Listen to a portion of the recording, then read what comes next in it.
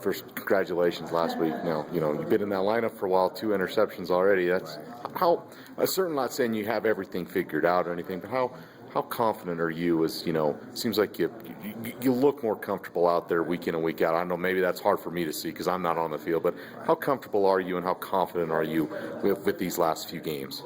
Man, I'm just blessed, really. I thank God for this opportunity to be out there with my teammates and just thank them for the opportunity to let me play Division I football and play it at a high level. So, I'm just really blessed, but I feel more comfortable every day, as I get out there and play, and just being able to succeed, have success out there, have a few interceptions, a few pass breakups. It kind of gets the momentum going that, hey, I may be able to play, this safety spot. So, I mean, it feels pretty good. I got great teammates, great coaches, so, they lift me up every day. I try to lift them up and try to assume that leadership role back there and kind of make sure everything is going smoothly back there. So I feel pretty comfortable back there. Good.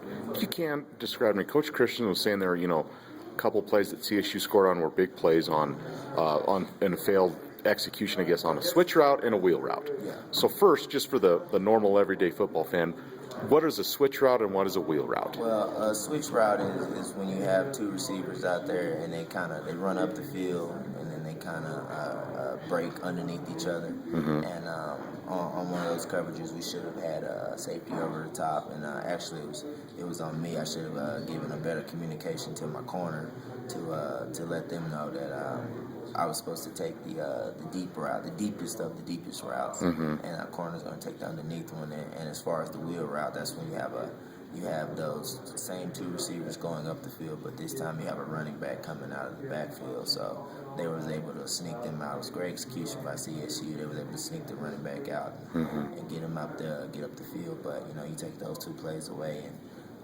We got a very different ball game. We're still great with and feel good about the outcome, but of course, you always want to really put a statement on against the team down south.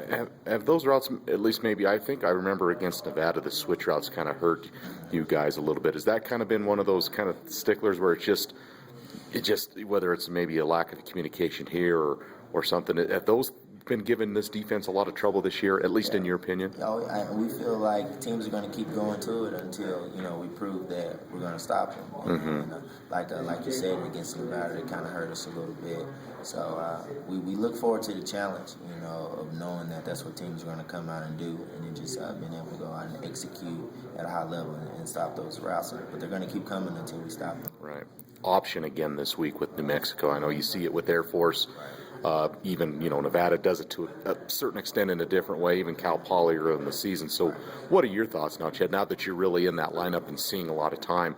What are your thoughts of defending the option? I know we know it's assignment-oriented, very task-oriented. So what are your thoughts of defending the option this week? It's really, really basic, man. Just assignment, sound football, just doing fundamentals, playing your spot, doing what you're supposed to do, and basically you just gotta play your part, do your part. You can't try to make anybody else right. You just have to do your part because the guys inside of you are relying on you. The guys on the outside are relying on you to get your job done. So, New Mexico, they do a great job. They kind of married the pistol from Nevada and the triple option that you get at Air Force.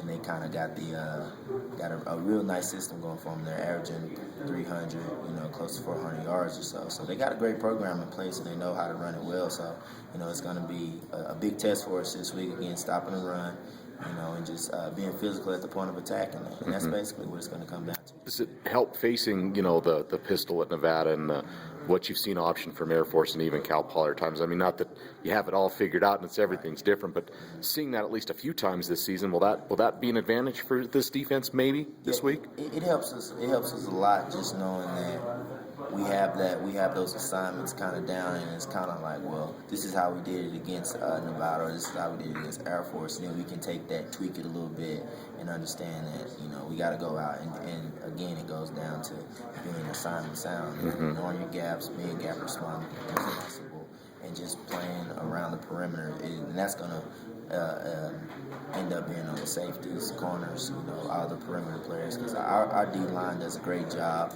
And, they've been a strong point. They've carried this defense plenty of games. So, we just want to make sure we give them that support, because it's demoralizing whenever they, stop the run on the inside and then they see one bounce for 60. So we just in the back end, and I know me personally, I'm taking it as a personal incentive, personal vendetta to not let those guys down. And that's pretty much what I'm playing for this week.